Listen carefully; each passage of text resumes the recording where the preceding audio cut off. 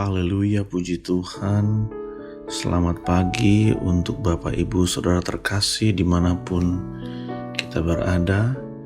Dan kita mengucap syukur untuk hari yang baru yang Tuhan sudah jadikan untuk kita semua. Dan kiranya damai sejahtera Tuhan Yesus menyertai kita sekalian sepanjang hari ini.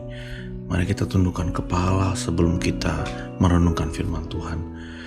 Bapa, terima kasih buat kesempatan yang Tuhan berikan kepada kami kembali, Tuhan, untuk merenungkan firman Tuhan sebelum kami mulai hari yang baru. Berbicaralah kepada setiap kami dan kami siap mendengarkan. Di dalam nama Tuhan Yesus Kristus, haleluya. Amin. Kita baca satu ayat di dalam Ayub 7 ayat 7 sampai 8. Demikian firman Tuhan. Ingatlah bahwa hidupku hanya hembusan nafas, mataku tidak akan melihat lagi yang baik. Orang yang memandang aku tidak akan melihat aku lagi, sementara engkau memandang aku tidak ada lagi. Puji Tuhan.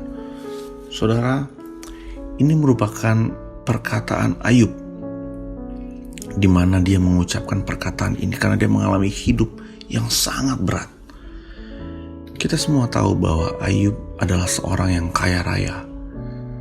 Dia juga seorang yang saleh dan juga jujur di mata Tuhan. Tapi suatu hari iblis menantang Tuhan. Iblis berkata kepada Tuhan supaya Tuhan berhenti memagari semua kekayaan Ayub dan membiarkan iblis untuk mengambil semuanya itu. Maka iblis yakin Ayub akan mengutuk Tuhan. Dan Tuhan rupanya mengizinkan iblis untuk mengambil semua harta benda yang dimiliki Ayub. Bahkan Alkitab mencatat bukan hanya kekayaan Ayub yang hilang, tapi iblis juga menimpai Ayub dengan luka bisul dari ujung telapak kaki hingga ujung kepala. Bahkan untuk menghilangkan rasa gatal, Ayub sampai harus menggunakan beling untuk menggaruk lukanya. Sangat berat penderitaan Ayub. Apalagi Ayub merupakan orang yang taat kepada Tuhan. Mungkin kita berkata, kenapa Tuhan rela membiarkan ini terjadi kepada Ayub? Tapi itulah Tuhan, karena Tuhan tahu Ayub akan keluar sebagai pemenang. Karena Tuhan tahu bahwa Ayub tidak akan mengutuki Tuhannya. Saudara, oleh karena penderitaan Ayub yang berat inilah, kemudian dia mengutarakan keluh kesahnya di ayat yang sudah kita baca. Hidupku hanya hembusan nafas, kata Ayub. Satu ungkapan keputusasaan, satu ungkapan bahwa hidup ini sudah selesai. Seolah-olah hidup ini tidak berarti lagi. Bahkan kalau kita lihat di ayat 16 pasal yang sama, Ayub berkata, aku jemu, aku tidak mau hidup untuk selama-lamanya. Biarkanlah aku, karena hari-hariku hanya seperti hembusan nafas saja. Dan ini jelas suatu perkataan yang menggambarkan keadaan orang yang sedang menyerah atau yang sudah menyerah. Sekalipun orang tersebut adalah orang yang sangat dekat di mata Tuhan, tapi pada waktu hidup ini merasa seperti sudah berat sekali, saudara. Kadang-kadang orang juga merasa putus asa, saudara.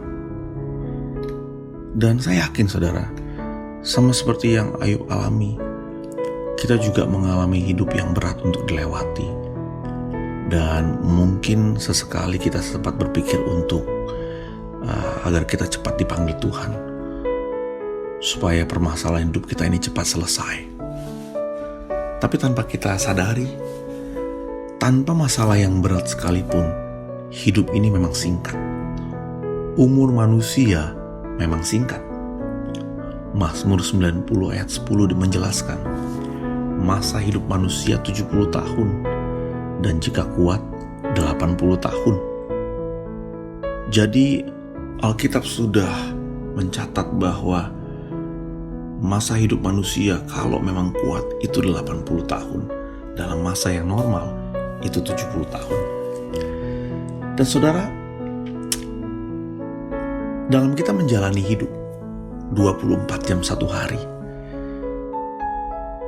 pada dasarnya kita hanya menikmati 8 jam saja. Apa yang terjadi dengan 16 jam sisanya? Kita bekerja selama 8 jam, saudara. Kemudian kita tidur, beristirahat selama 8 jam. Sisa 8 jam. Dan itulah waktu yang kita nikmati dalam satu hari. Bukan 24 jam, tapi 8 jam. Dan pertanyaannya, dengan waktu yang kita miliki tersebut, dengan 8 jam yang kita miliki, apa yang sudah kita lakukan? Mazmur 90 ayat 12 tertulis, "Ajarlah kami menghitung hari-hari kami sedemikian, hingga kami meroleh hati yang bijaksana." Saudara, ini satu ayat yang ditulis oleh Musa sebagai satu seruan bahwa Allah adalah perlindungan yang kekal, bahwa Allah adalah tempat perlindungan pada waktu kita membutuhkan perlindungan, saudara. Musa merupakan nabi besar. Bahkan nabi besar sekalipun meminta kepada Tuhan cara untuk menghitung hari-hari dalam hidupnya. Kenapa? Karena saya percaya waktu Musa tahu menghitung hari secara tepat, maka Musa akan memperoleh hidup yang berkualitas. Kalau kita tahu cara menghitung hari-hari yang kita lewatin, maka saya percaya kita akan membuat hidup kita lebih berkualitas. Menghitung hari bukan hanya mengurutkan hari, minggu, bulan, tahun. Tapi di sini kita harus paham bahwa hari-hari yang kita lewatin di bumi ini cukup singkat, sehingga kita sebagai manusia harus mengelolanya dengan bijak. Bahkan Musa di dalam Mazmur 39 ayat 4 berkata, "Tuhan, beritahukanlah aku batas umurku, supaya aku mengetahui betapa fananya hidup aku." Ada satu kenyataan yang harus kita hadapi dan harus kita sadari, bahwa hidup manusia di bumi ini terbatas dan cepat sekali berlalu. Begitu cepatnya hingga hidup manusia seperti bayang-bayang. Dan bila mentari tenggelam, bayang itu pun hilang. Oleh sebab itu, Bapak, Ibu, saudara sekalian dimanapun saudara berada, mari jangan kita sia-siakan hidup yang Tuhan berikan. Kita harus menggunakan hidup kita menjadi berkat bagi keluarga kita, menjadi berkat bagi orang banyak di sekeliling kita, bahkan menjadi berkat bagi gereja Tuhan. Ingatlah, kalau kita secara bijaksana memberikan hari-hari yang Tuhan berikan kepada kita, maka kita akan dapat menggenapi semua rencana Tuhan dalam hidup kita. Saudara harus percaya bahwa Dia adalah Tuhan yang setia, yang selalu menolong kita tepat pada waktunya, tidak terlalu cepat dan juga tidak terlalu lambat. Tuhan selalu mengulurkan tangannya sesuai dengan takaran yang tepat dan sesuai dengan takaran yang terbaik. Hidup yang kita alami, saudara, kadang ada suka, duka, senang, susah, sehat, sakit, kadang sukses, dan kita juga harus melewati kegagalan.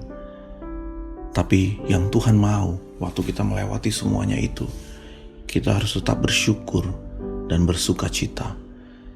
Karena setiap hari yang kita lewati, bahkan pagi hari ini, kalau kita boleh bangun dengan tubuh yang sehat, kita boleh menikmati tidur yang tenang, dan kita bangun dengan pengharapan yang baru, itu juga merupakan kasih karunia Tuhan. Mari kita mau jalani hidup kita dengan satu keyakinan bahwa hidup ini kita pakai, hidup yang singkat ini, umur yang singkat yang Tuhan berikan kepada kita mau pakai untuk melayani sesama dan untuk kemuliaan Tuhan. Haleluya. Mari kita berdoa. Bapa, di dalam nama Tuhan Yesus Kristus, kami datang kepada Engkau pagi hari ini, Tuhan.